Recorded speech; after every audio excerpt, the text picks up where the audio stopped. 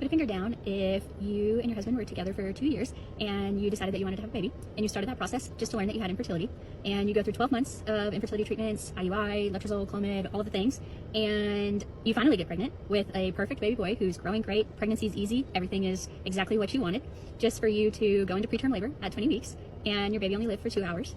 and you decided after that you're gonna spend some time trying to get back in the fertility process and work towards your goal of having a baby. And in the process of you doing that over a 4-week period from delivery to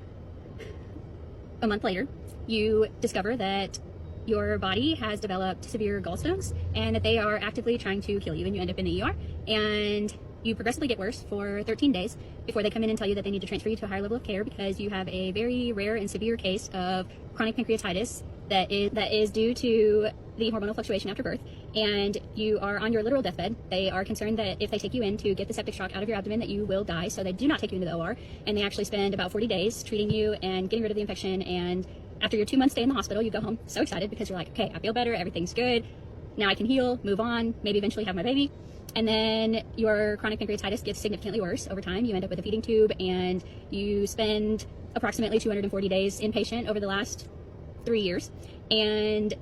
then your doctor finally decides to send you to a surgeon to review your abdomen and see if there was more going on in there than you anticipated, and to see if you could get a procedure to remove all of that. And that surgeon looks you in the eye and says, I have 80% of people come in here and I would never do surgery on them. I'm telling you I would do surgery next month, to which he did schedule you for surgery, and you had a major abdominal surgery removing multiple organs and multiple parts of organs and a lot of necrosis and dead tissue out of your stomach.